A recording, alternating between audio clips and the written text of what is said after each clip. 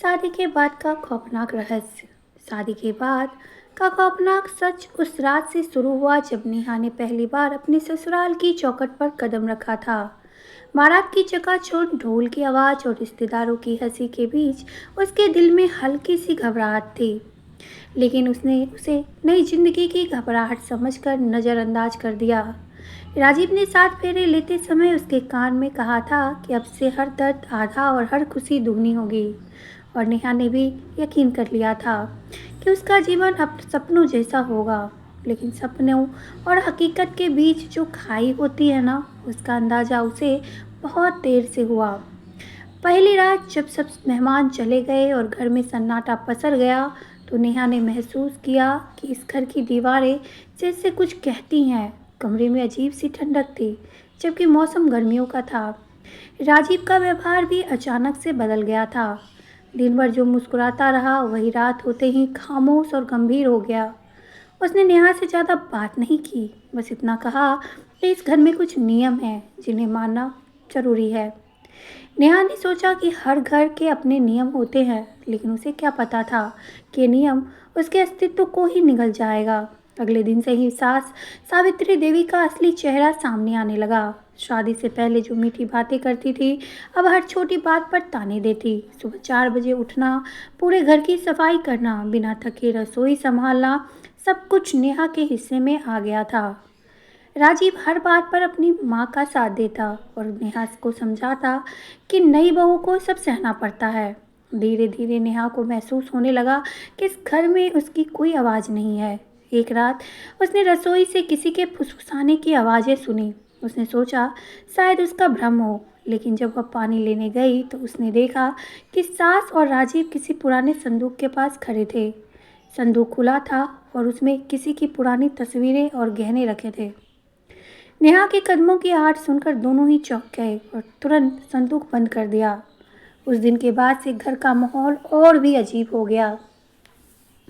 राजीव अक्सर देर रात तक बाहर रहने लगा और जब नेहा पूछती तो गुस्से में चिल्ला उठता। एक दिन पड़ोस की वृद्धा शांता काकी ने नेहा को चुपके से बुलाकर कहा कि इस घर की पिछली बहू का भी यही हाल हुआ था। वह अचानक गायब हो गई थी और किसी ने उसके बारे में फिर कभी बात ही नहीं की। ये बातें सुनकर नेहा के पैरों तले जमीन खिसक गई। उसने राजीव से पूछा तो उसने हंसकर बात को टाल दी, लेकिन उसकी आंखों में एक डर था जो छुपाए नहीं छुप रहा था।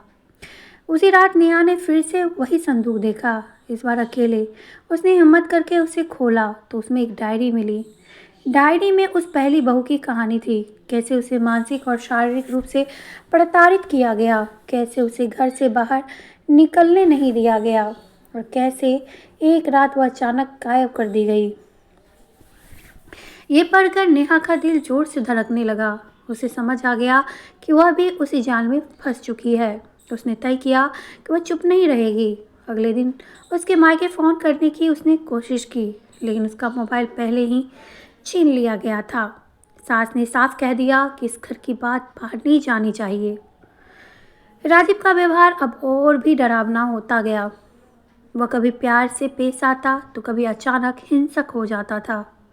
नेहा को हर पल लगता जैसे कोई उसकी निगरानी कर रहा हो। एक रात जब बिजली चली गई और पूरा घर अंधेरे में डूब गया, नेहा ने अपने कमरे का दरवाज़ा बाहर से बंद पाया। उसने ज़ोर ज़ोर से दरवाज़ा पीटा, लेकिन किसी ने नहीं खोला।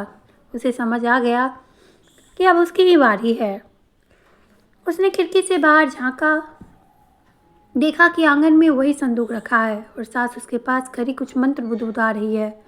नेहा की रूह कांप उठी। उसे लगा जैसे इस घर में सिर्फ लालच और क्रूरता नहीं, बल्कि कोई गहरा राज भी छिपा है। किसी तरह उसने खिड़की की चाली तोड़ी और नीचे कूद गई। उसके पैर में चोट भी लग गई, लेकिन जान बचाने की चाह उससे भी बड़ी थी। वह भागती रही, शांता काकी के घर पहुंची और सब कुछ उसने उन्हें बता दिया। शांता काकी ने तुरंत पुलिस को खबर की। जब पुलिस घर पहुंची तो संदूक में सिर्फ गहने नहीं, बल्कि कई ऐसे सबूत मिले जो साबित करते थे कि पहली बहू की मौत एक हादसा नहीं थी। राजीव और सावित्री देवी को गिरफ्तार कर लिया गया। नेहा अस्पताल में भर्ती थी। उसके पैर में प्लास्टर चढ़ा था, लेकिन उसकी आंखों में पहली बार सुकून था। उसने जाना कि शादी सिर्फ सपनों का नाम नहीं बल्कि सच में पहचानने की हिम्मत भी मांगती है।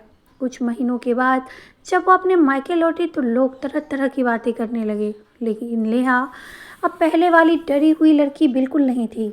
उसने अदालत में गवाही दी और पहली बहू को न्याय भी दिलाया। शादी के बाद का उसका खौफनाक सच अब दूसरों के लिए चेतावनी बन चुका था। उसने ठान लिया कि वह उन लड़कियों की मदद करेगी जो ऐसी ही चुप्पी में जी रही है। उसके जख्म भले भर रहे थे, लेकिन यादें हमेशा उसे याद दिलाती रही कि भरोसा करने से पहले सच को जानना बहुत ज़रूरी होता है और खामोशी कभी भी समाधान नहीं होता। अदालत में गवाही देने के बाद भी नेहा की जिंदगी आसान नहीं हुई थी। मायके लौटकर भी उसे चैन नहीं मिलता था, क्योंकि हर रात उसे वही घर, वही संदूक और वही अंधेरा दिखाई देता था। माँ उसे समझाती कि सब खत्म हो गया है, लेकिन नेहा जानती थी कि सच अभी पूरी तरह सामने नहीं आया है। एक दिन उसे अचानक थाने से फ़ोन आया कि केस में कुछ नए सबूत मिले हैं और उसे आकर पहचान करनी होगी। नेहा का दिल जोर से धड़कने लगा, लेकिन उसने हिम्मत जुटाई और अगले दिन चली गई। वहाँ इंस्पेक्टर अरुण ने उन्हें बताया कि घर के पिछवाड़े से एक पुरानी दीवार तोड़ी गई है, जिसमें से और भी सामान मिला है, कुछ पुराने कपड़े, गहने और एक और डायरी। नेहा का हाथ कांपने लगा, क्योंकि इसका मतलब था कि पहली बहू अकेली नहीं थी। उसने डायरी खोली तो उसमें किसी और लड़की की लिखावट थी, जिसमें लिखा था कि वह इस घर में नौकरानी बनकर आई थी और फिर उसे बंदी बना लिया गया था। नेहा की आंखों के सामने जैसे अंधेरा सा छा गया। उसे समझ नहीं आया कि वह सिर्फ एक परिवार की क्रूरता नहीं बल्कि सालों से चलता आ रहा एक पाप था। राजीव और सावित्री देवी के अलावा भी इस सच में और लोग शामिल थे। पुलिस ने जांच आगे बढ़ाई तो पता चला कि राजीव का चाचा महेश और उसकी पत्नी भी इस सब में शामिल थे।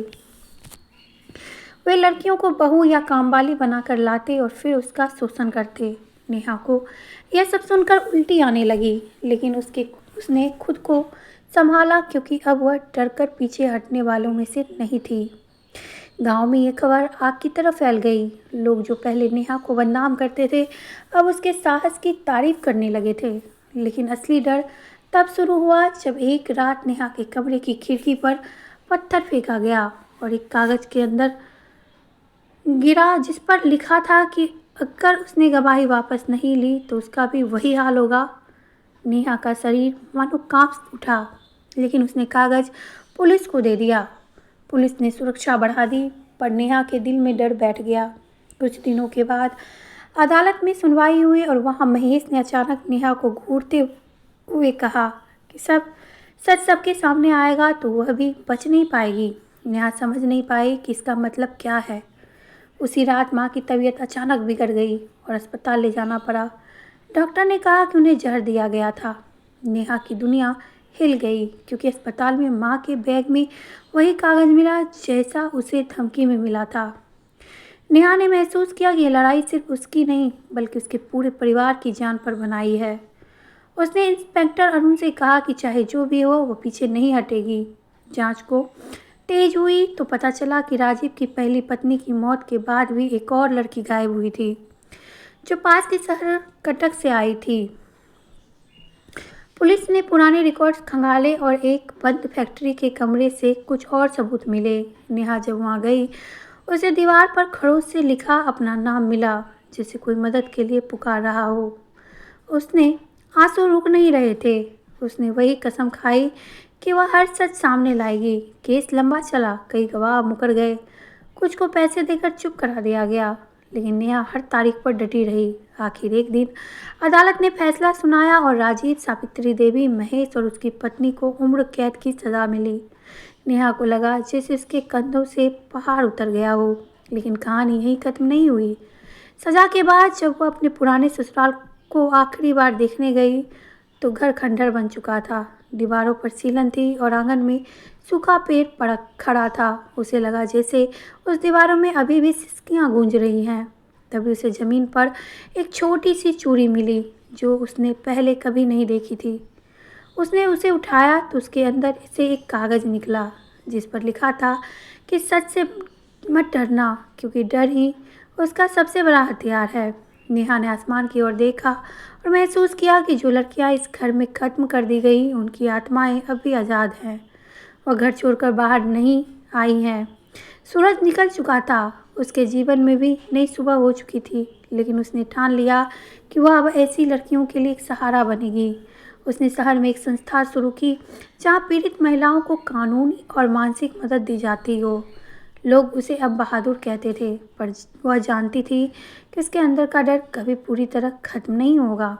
फिर भी उसने सीखा कि डर से भागने के बजाय उसका सामना करना ही असली जीत होती है।